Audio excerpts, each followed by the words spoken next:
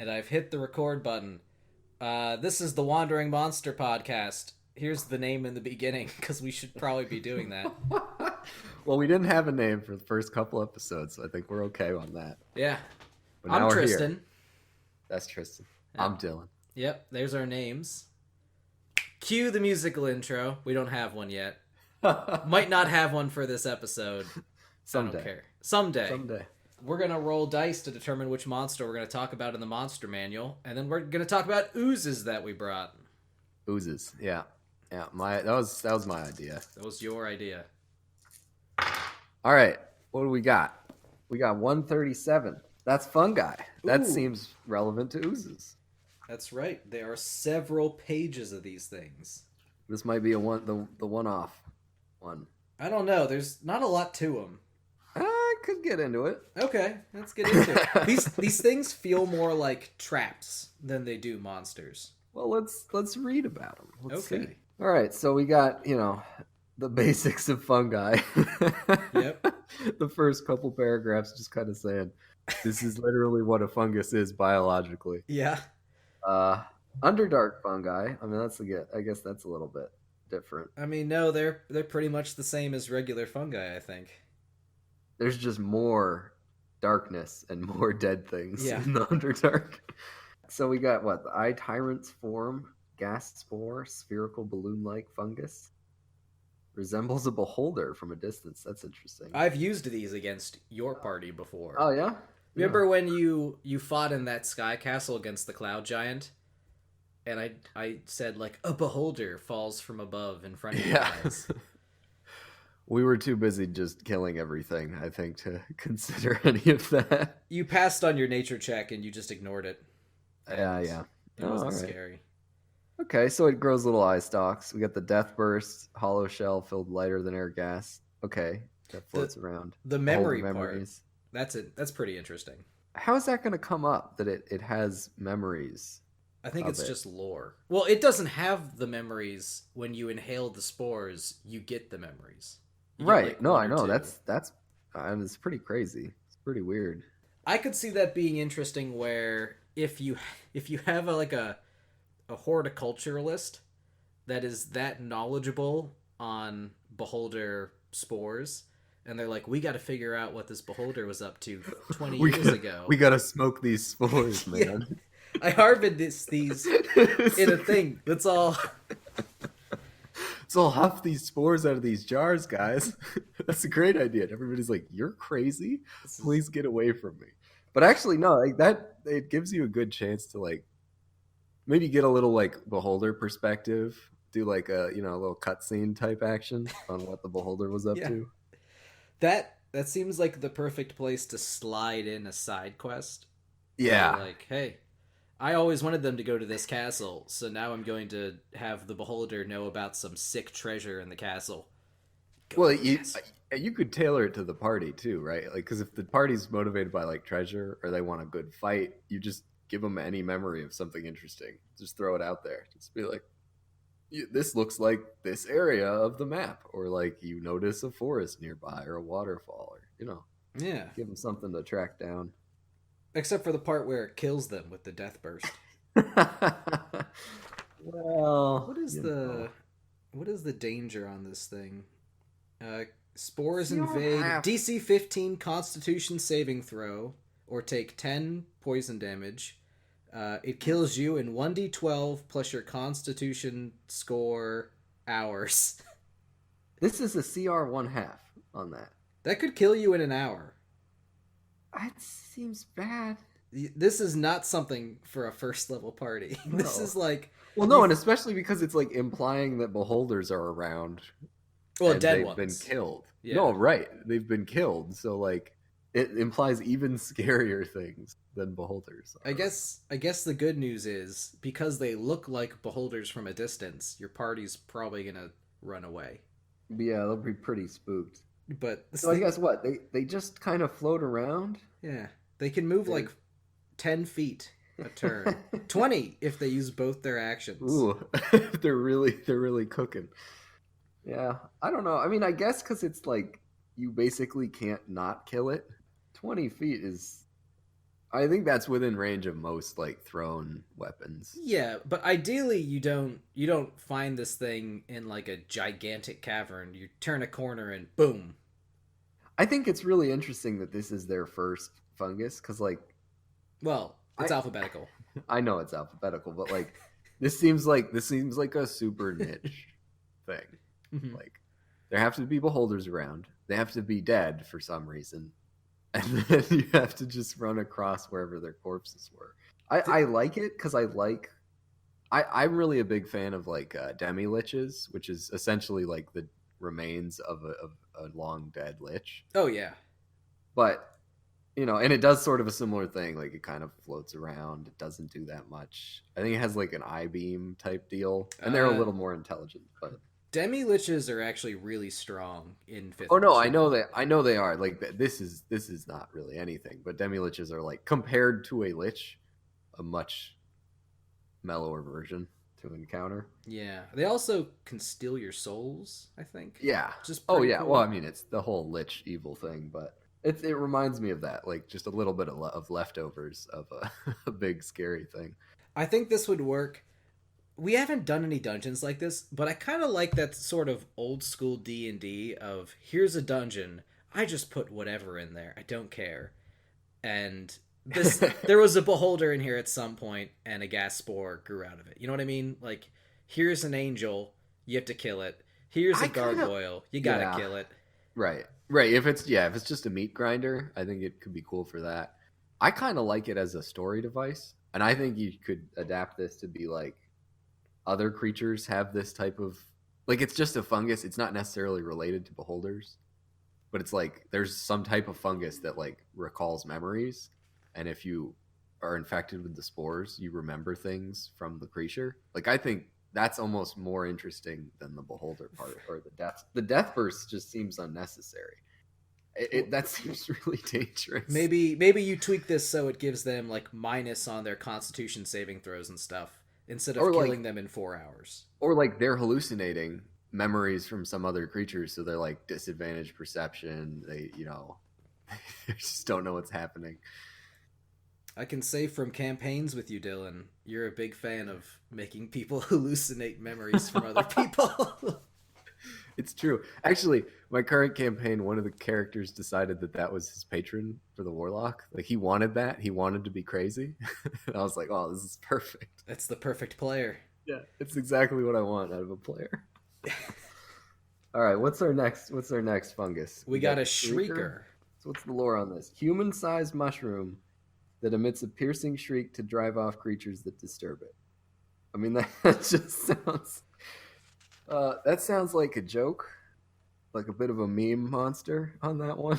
No, this one it falls into the category of I want there to be a sort of trap that you can trigger to alarm the monsters, but maybe they're too dumb to build their own. It's like an Underdark alarm system. Yeah. So you're just like, okay, you're gonna go fight a bunch of hooked horrors, which they're like penguins with scythe claws in the Underdark. Yeah, And you're trying to sneak up on them. that You sounds stepped fun. on a shrieker, and it's just going nuts. Now everybody knows. Yeah, I mean, I guess for like any kind of stealth setup, it would be cool. You could put this as a security system on basically anybody with the knowledge of fungus or any Underdark type situation. Is this specific to the Underdark? I don't think I don't it think is. No, I mean it says Underdark cultivate. Yeah, they're Yeah. cultivated in the Underdark. That makes sense then. Trespassers. But I I, mean, like you could use it anywhere, I assume. I'm curious about this bright light part, because I imagine that if a bright light moves within 30 feet of it, there's somebody holding a lantern. Oh, probably, yeah. Oh, yeah. So that actually it means that it has a longer range, like a longer effective range than just the 30 feet. Oh, I see. Because like if you're emitting, 60 feet of light, either off a torch or a light spell or something. This would be a really good monster if for some reason the party got knocked unconscious and not killed, and you just put them somewhere surrounded by shriekers in the dark. That'd be a pretty Yeah. good. That'd be a pretty good 2 minute. Let's light a torch, and suddenly everything just starts shrieking for like 100 feet around you. And they're like, oh no, what's going on? I mean, yeah, this would really blow up a sneaky mission. You can shoot them. It doesn't say they start going off when they take damage. That kind of disappoints me a little bit because that doesn't really make any sense. It feels like that and the false appearance. I feel like there should be like a DC on that to notice it, Like a or nature something. check. Yeah, like how familiar with fungus do you need to be to identify this out of something? It feels a little incomplete on that. There's a couple of these indistinguishable false appearance things that it Yeah, does make you wonder, should there be a check? Because otherwise you could just say there's a bunch of ordinary funguses and extremely normal, and somebody could get like a 25 perception, and you're just like, they look like mushrooms. yeah. And then they say, but I got a 25, and you say the book doesn't say there's a DC. There's no I mean, difficulty. I think you just, as a DM, you got to be aware of something like that, but it leaves a little bit to be desired about it, you know. Yeah. Also, if you farmed these above ground, does that mean whenever the sun rises, they do like that Rick and Morty bit where it's just screaming all day? I imagine whatever mechanism has them scream will run out of juice Yeah. eventually. I think that's kind of why I said it's like it seems like a bit of a meme monster because you could do some really stupid stuff with You it. you could put these on like an underdark troglodyte shield, and then if maybe the troglodyte doesn't count, and whenever the light shines on it, it just starts screaming and throws you off a little bit. Yeah, yeah, It deafens you. yeah. No, I think it could be adapted to be a little bit more interesting too with something like that. Like actually, like it has some crowd control effect, like a deafen, or if it's like instead of just one of them positioned somewhere, if there's a certain critical mass that are all triggered at the same time, it could be a deafen. Yeah, that could work. I think there's more to do with it. Violet fungus. Let's go. Purplish mushroom, root-like feelers. This one has cool art. I like this one. Like it looks really cool. It's very I purple. feel like the gas spore is a little goofy looking. The streaker, it looks like a normal mushroom, but this one is like, like purple, tendrily, spiky shape. Like it So and it was woven out of some material, and then they're just like, here's some stocks for good measure. Yeah. Well, I mean, it looks like it's actually it's actually whipping you with the stalks. Did you notice in the artwork for the mushrooms that there's a whole bunch of skulls at the bottom? That's probably mostly the effects of the gas spore and the violet fungus. But you'd think that if they got over there and it was started shrieking, they might go, "Hey, maybe I'm not supposed to be here." Yeah, or they turned around and saw Beholder and stabbed it and blew up and died. Oh, yeah. I think Yeah. somebody took the time to neatly stack those skulls facing the same direction. Who was it though? I don't know. It's Will probably we a ever mushroom know? man. Mushroom man. If we need more time to talk about these, we could just go talk about mushroom men in the book. That's true. Yeah. Oh, let's get through the violet fungus. We're not quite done with that yet. You haven't even started. Well, It rots let's see. flesh with the slightest Yeah. touch. Yeah, this is pretty dangerous. I didn't use these. I was using a different book that had a similar fungus in it, and I made a knife out of this type of thing. So basically, Ooh. like it's like a knife that's constantly secreting this poison that does this. Basically, I it's just see. one. It's 1d4 necrotic damage that stacks on hits. So every time you cut somebody with it, they start taking that damage until they save. That sounds like It's a really kind of mean dagger. Yes, it's really it's not I would reword it a little bit if I did it again just because it's kind of cumbersome mathematically, but it's pretty strong. Like I mean, the thing with daggers is that they kind of outclassed by almost every weapon unless they have a cool effect tied to them. So, You might as well just use a short sword yeah, right? Like or a it's long sword. especially with finesse weapons like Mhm. a rapier, you just do that. You can stab all day and do whatever you want. I think daggers are winners for like concealment. It's easier to hide Right. a dagger. Yeah, no, like everybody carries one, but they're probably not using it unless they need to sneak in somewhere. Mhm. But yeah, so the rotting touch attacks are pretty strong. Actually, I think they're pretty weak. It's +2 to hit and only 1d8. It's got reach. I mean, like, and I think that basically when you encounter these, unless somebody's really, and again, this has the same indistinguishable false appearance, you're not going to notice this. You're going to get hit probably in a surprise round by these. It's true. If you walk into a group of 4 of these, which would be a challenge for a first level party, I could see that being a big problem if they all get their attacks off. Oh yeah. Oh yeah. No, and I mean, like, remember, it's a CR 1/4, and so for danger level at that level, it's gonna be really that's good damage. It gets multi-attack at that level. You never see that type of thing. I'm surprised it's a mushroom, right? But I've never seen a variant number of attacks on multi-attack before. It gets 1d4 rotting touch attacks. Like, oh yeah, no, I mean that is super weird. I think that's kind of to like account for that it's kind of a dumb creature. Yeah. It gets just acting on instinct. It's not really gonna think about how it's doing that. It's just it's just it's just waving its little noodle arms at you. Yeah, you get too close and it's like, I don't like you. Get out of here. Watch out for the screaming thing and the floaty eyeball over there.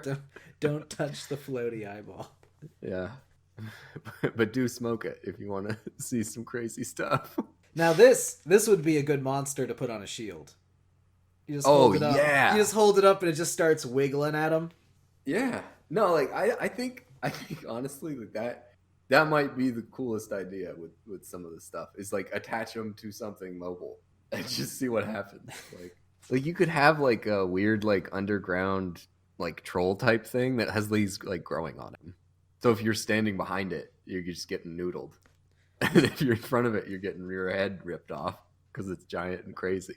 Yeah, that would be great. The Shriekers would be good on that guy too because you never sneak up. You're sneaking up and you get right behind him and you pull out your dagger and you bring it up and then one of these things just start going and the troll just flips around and he's looking at you. Oh, like it's like it can go to sleep, but it's got these like on its head.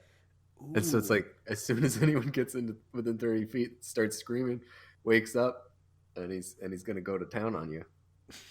Well, and then he puts it down to go hunting. Yeah, you could hide these on like Rock Monster, and like wake him up with the Shrieker. It's just noodling you. It's like smashing you with rocks. I mean, there's more fungus, and there's a lot more plants in some of the other books for 5e, but we only have these 3 here. We only have these 3. Do you think we think we should roll again on this? Or you want to go to the Mushroom Man? We could go look at the Mushroom Man.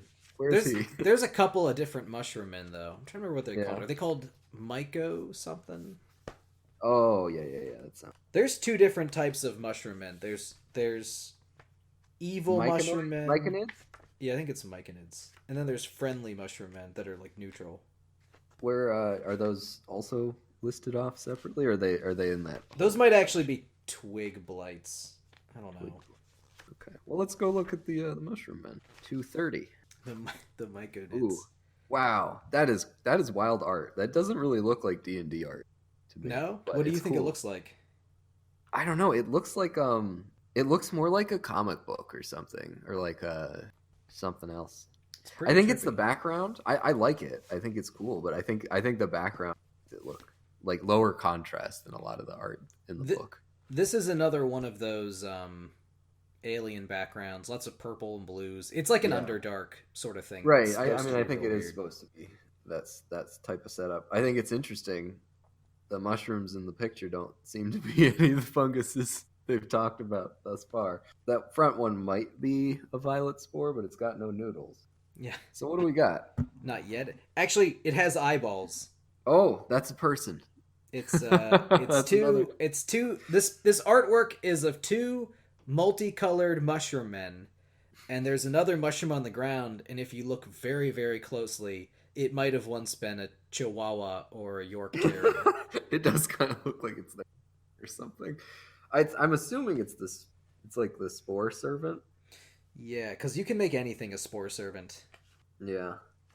I'm gonna be honest. Multi-attack too. I don't think we have a lot of time to talk about the stats of these guys, but We might be able Yeah. to give him an overview. Oh, there's four of them. Adult and the sovereign. Well, I'm the main thing I'm interested in. Do they relate at all to the fungi we saw before? It No, doesn't really look like it. they really don't. I just grabbed them because they were Yeah. mushrooms. Yeah, I mean, it was. It's. I kind of wish they were more correlated. You know. I mean, I I'm think sure that would be. you could have the other mushrooms around them Yeah. as defenses. They could cultivate them. Maybe they sell them to that troll that needs them for his alarm system. Possibly, although they are neutral slash unaligned. Hmm. So Oh yeah, no. This the main group of them are lawful neutral. yeah, this is one of those races you run into in the Underdark, and they sort of they don't like go out of their way to help you, but They're just real trippy, you can hang out with them. just like an alien culture type thing. Yeah, because they have a lot of pacifying spores, hallucination spores, animating spores. So if someone dies, I could see the worst thing happening with these guys. I believe the way that they reproduce is they take a dead body and they just spore it up. And then eventually that body becomes the framework of another mushroom man. Interesting. So maybe you go to them because you're looking for someone that they mushroomed. And you're like, hey, I think there's an object in your torso. Oh, or they're like wearing like they just accidentally have it. Yeah, and because they're mushroom guys, they don't care. Yeah, they're just chilling out, staying out of the sun. You know, the rapport spores is really interesting. 10-foot radius of spores.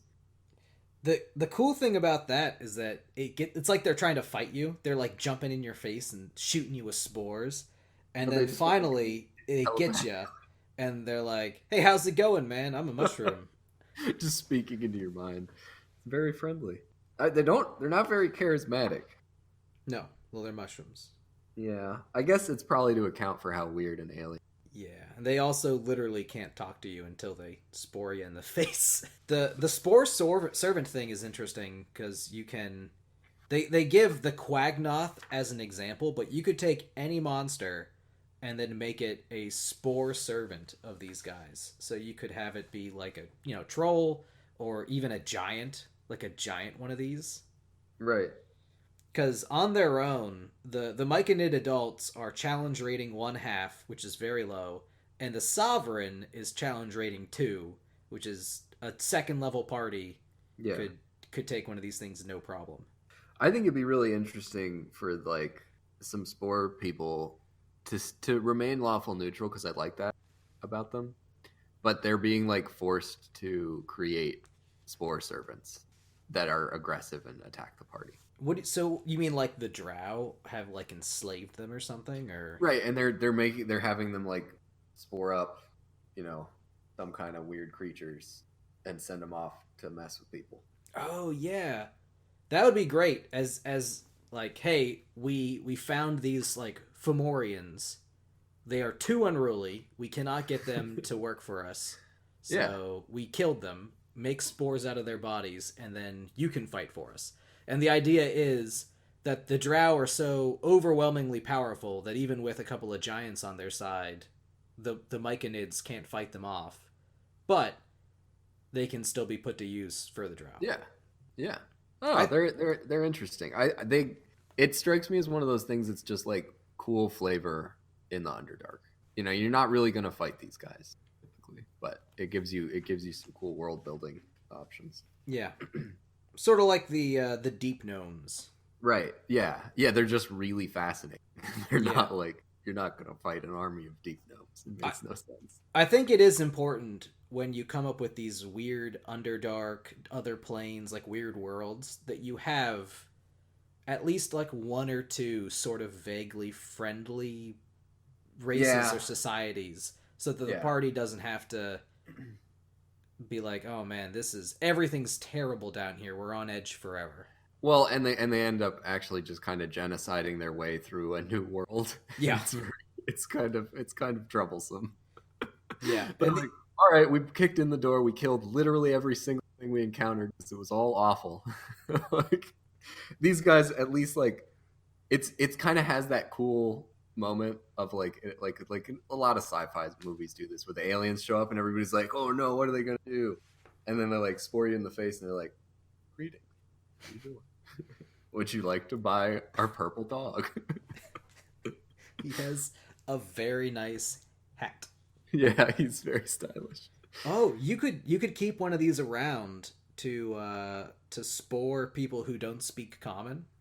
Oh Oh, no, but they die in sunlight. You'd have to put them in a bag. just give a little bucket with a little tiny dude. Oh, that would be cruel, but an interesting idea. Well, or you just remove the rapport spores from like they can just give you like an extract of them and you just have Ooh, it. that's Like that could be a really interesting item to give to somebody, and then they can use it when they don't speak the same language as somebody. They just both use the spores, and that's then the they can sort of communicate telepathically. that's the sort of low key thing that if you took to the surface world would be worth a fortune. Oh yeah, absolutely. Because I think it'd be cool. I That would think be really cool. comprehend languages is like a second level spell. I want to say I'm not certain, I but don't know. I, being I don't play casters really. being able just to be like boom, have this telepathic Yeah. thought. That's super useful. I mean, even outside of like, if you're trying to run a stealth mission with your party, if everybody can have this for an hour, just telepathy, Mm-hmm. You it's can awesome. metagame to your heart's content. Right? Yeah, sneaking around, invisible within 30 feet of each other. Everybody's just like, "What's up? What's going on?" I'm gonna open the door now. Let's Until go. your target is a fungus man, and he says, "I And he it knows. all." He knows it all. It's too late. All right. Are you about good on these? Yeah, I'm good. Guys? I'm good. I put the Cool. book down. Ooze it up. Ooze. I don't remember the order, but I go first this time. that's what I was hoping for. Yep, because we went Do it. Imp and Pokemon Yeah. last time. Yeah, Imp and Pokemon. Yeah. So my ooze, and I had a couple different thoughts. My first thought was like a mud ooze that basically ate out the ground and then just sort of filled it in like quicksand. But I was like, that's boring. I don't want to do that. It's like a puddle. It's like an evil puddle. It's an evil puddle that you step in and it eats you. The end. Yeah. But That sounds like ooze behavior. You know? it does. But it's also super boring. We can talk about it if we don't have enough time to talk about the one that I did bring, which is it's a crystal ooze, which is an ooze that can crystallize its body as it wants. There's a couple of different ways I think it could use this sort of ability. The first of which, you know how piercers in D&D, they're like a weird insect and they cling to the ceiling like a stalagmite? Fall down, Yep. stab people. It's an ooze on the ceiling, it falls, it turns into like a spike, crashes God. against someone. It's like just a sharp serrated weapon, tries to slice him in half. That's the first way it could use the attack. I would probably give it more damage than a piercer. Right, because, well, I mean, it depends on the size. Yeah. Well, I imagine they'd be pretty big. They'd be like person sized. Yeah. So they might hit for like 1d6 per 10 feet fallen or something. The other thing it could do is most of these oozes, if you look at the text, they attack you with a pseudopod, I believe. They like sort of slap you with a little bit. Well, now it's jelly hand. yeah, but now it just makes like a real sharp crystalline edge, like a whip, that it can slash across. Oh yeah, and cut you. So it's got like a cutting attack with that. Yeah, I would give it a parry. Ooh. Like you go to stab it, and the traditional parry rules, I believe, is you can use your reaction to give yourself a +4 for the rest of the turn.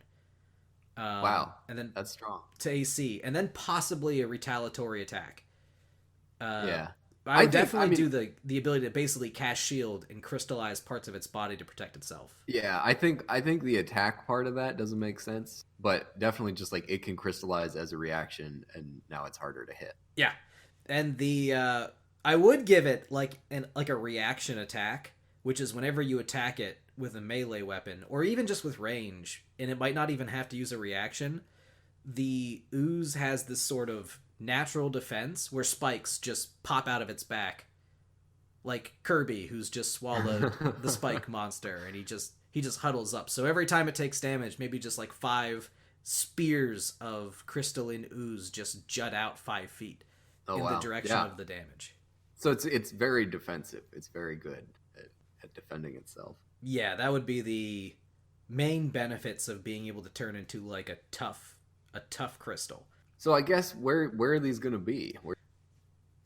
These are definitely the sort of monster that appears in one of those random rar. Here's a manticore. Here's a We're just beholder dungeons. throwing out stuff. But you could just put them in natural cave systems like most oozes are one to live in, or mines. I could definitely see when they reproduce, they form a little itty bit that turns into a very nice looking diamond or something. And That's kind of what I was thinking. I was thinking like I would want there to be like a cave where people have heard of it because the crystals that come from there are like everybody wants them. They're really valuable. There's like a whole industry of people trying to get these. But you hear that a lot of people die in these caves and nobody really knows why. Like people just go in, they don't return. But there's no like obvious signs of a threat. You go in, it's this beautiful crystal cave. But as soon as you try to mine a crystal, it's these oozes. This is where they live and they'll kill you.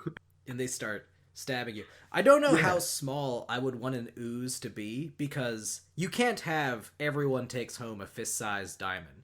But maybe even like the tiniest diamond you would put on a ring, it can be one of these oozes, and it lies inert for maybe decades until it starts to wake up and says, hey, I should start eating the stuff around me and getting bigger and bigger and bigger. Yeah, or it starts to grow, and like so somebody has one of these gems in their collection, and eventually it just breaks out. See, I that really like that's inspiring as far as like a storyline. Yeah, there's a gem collector, and his collection is attacking him now, or like it could eat other gems too. Oh, it's like it affects the dragon's hoard or something. Or there's one on like the king's crown because they thought it was a pretty crystal, and then it just comes out, just stabs him in the skull. Yeah, sorry, buddy, got an ooze on your head. Yeah, that's pretty good. The other imagery that I like is that it obviously has to eat organic things because that's just what oozes do. Yeah.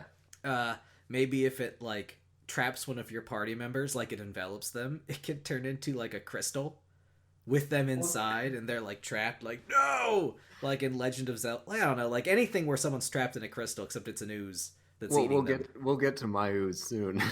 That's one of its. But you could basically, they're walking through this cavern with all these oozes, and they're looking for the gems. They're not seeing them, and then they turn a corner, and maybe instead of mining one that attacks them, they just see it's a room with a bunch of skeletons trapped in gems. All making, get me out of here, I'm trapped, but they're dead. They're doing the pose, the scare of like the trying to escape pose. Yeah, like they got their elbows at their chest and their hands are up, and that's it. It's like that's how you know they were trying to get out. It's the universal symbol for I'm stuck in here. Stuck. But yeah, that's that ooze. We can talk about the muck ooze too if you want, but I think that one's a little more boring. So I guess why did you give up on the quicksand or mud or whatever you want it to be? You could give it chameleon properties, but I really just sort of envision it as being a brown pile of slop that you step in it and it tries to pull you in and eat you. Like you're just like camping out near a river, puddle of mud over there, and if anybody walks through it, they're getting wrecked. You could do that, but I would put it in a path or in a dungeon. Maybe you could give it the ability to camouflage itself as stone, but then you step on it and it's soft like putty and it pulls you in. Or like they're like along the road, and you're like the next span of road looks like it's flooded through and it's all muddy. You want to go through it, go around it. Your horses can't go around it. They got to go through it. Oh, and then they get eaten. They get eaten. And the ooze would have to be like big, 5 by 5 by 5. It's a lot of ooze. Yeah. Well, it could be like low to the ground, but like it has to take up this giant amount of space to be even relevant. It would have to dig a hole. Worried about it, yeah. Because otherwise, it's just like a pancake. It's just like step on top of me. I'll get you. Yeah, I see that. I think it is a little cumbersome. It's not. It's going to be avoided most of the time. and you're just like putting them everywhere, hoping the party Yeah. steps into them. It would be one of those things where you decide they're going to step on an ooze. They're like, you're walking through the woods, boom, ooze. And you're like, Yeah, man, these things must be all over the place. What are the odds we'd step on the one ooze? It's yeah. very high. It doesn't feel very fair to the party Yeah. as far as that. That's why it's got to be like in a hallway or something. Yeah.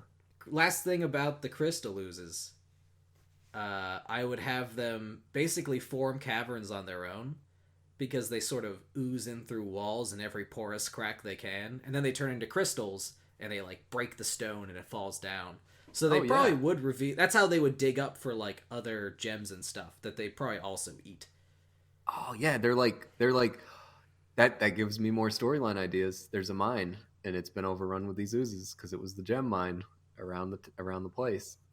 They dug They're into breaking it. in. They dug into it, and everybody's spooked. You could have one giant ooze if they got into. Yeah, you said a dragon's horde is infested. Just Oh one yeah, big ooze now. it's eaten all the gems, and now it's too enormous. No one can deal with it. That could be fun. Yeah. Tell me about your ooze, Dylan. My ooze. So I wanted to do. It's funny because it has some similar to your ooze, but kind of in a different direction completely, which I'm happy about because I was worried when you were like crystal ooze. I'm like, my stone ooze. Stone ooze.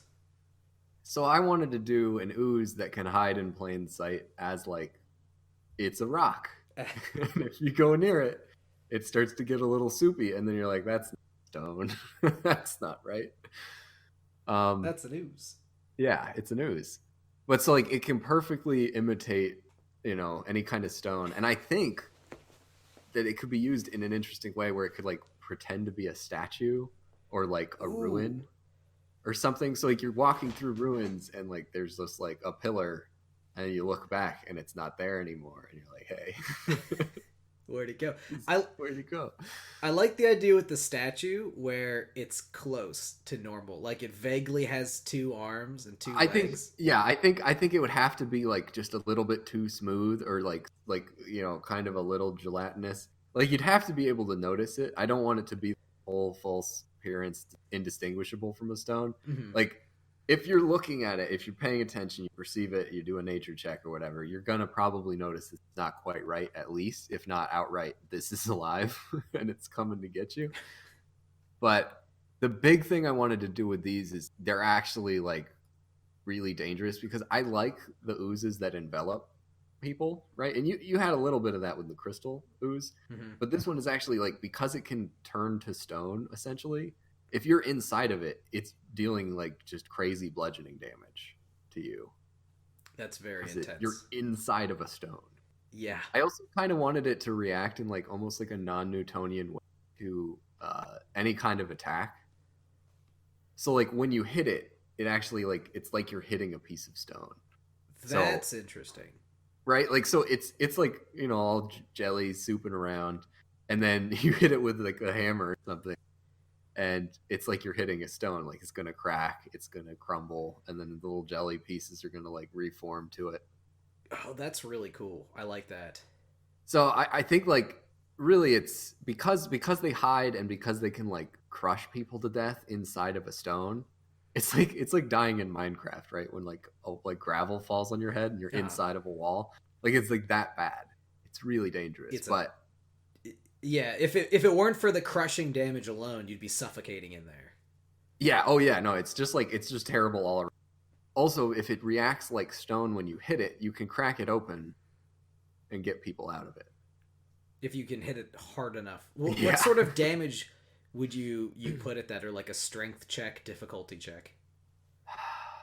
See, I think I don't know. It probably wouldn't be a strength check because it's not that sort of thing. But like standard breaking stone tends to be like it has a certain like damage threshold you have to hit, and then you can crack it. So for these, probably like I don't know, 15, 20 damage hit could crack it. That would have to be a pretty strong party to do that in one hit. Maybe, yeah. I mean, like a barbarian could do it, no sweat. But if you're That's like, kind of what I'm thinking though, is that this is like a really dangerous creature. yeah, Like I'm not gonna just throw this in there willy nilly. It's gonna be like, if these are around, you're gonna have to be able to be ready for them, and probably avoid getting enveloped from them. You know. would you have the envelop just be like, it here's the attack, it hits you, make your dexterity save, you messed up, it gets you. I don't like that. I really, because I kind of want these things to be slow because it's essentially stone. So like, I think I want it to be like it hits you, it like attaches with its attack, You got to get it off. and like you have to remove yourself from that and that would be like the moment you can use Dex or Strength to just pry yourself out of it. And Yeah. it's on that second round where you get enveloped, and then if you're still in it on the third one, then you're getting crushed. But it has to like turn to stone, so it's like going to use its whole turn to just turn to stone and crush you to death. So, And you're probably taking like 5d10 bludgeoning damage. yeah, every just something turn. just really awful. Yeah. But the thing that gives you is the rest of the party has time to like wail on it and try and crack it open during that time. It's have you ever played Darkest Dungeon? No. Okay. There's a boss in that's like essentially like a hag in the woods that has a big cooking pot. Mm-hmm. So the boss is actually the witch, but there's a cooking pot in front of her. And so one of the things that she does is just puts one of your party members into the pot. And so when that happens, you have to redirect all your damage from her to the pot, because you have to deal a certain amount of damage just to dump your party member out because they get cooked every turn. And then they die. Right. So it's kind of that idea where like it reprioritizes the fight towards like, save this person rather than, kill the enemy. Yeah, that sounds pretty good. I like that. I guess this has to be one of those oozes that even though you kill it, it really probably just falls into inert chunks, and then a week later it's like, hey, I'm back. It'll like slowly reform. Yeah, I think if you're gonna get rid of it, gotta be like, I mean, it could be weak to different things. Like it could be weak to like acid, stuff like that. Like you want to dissolve this. You really don't want these to be around, especially if they're like, starting to take up residence in like a local, ruin or like a cathedral or some kind of, or a town. Yeah. The one I like the acidity weakness. This would be a good one for fire weakness too, because I think most oozes don't like being frozen.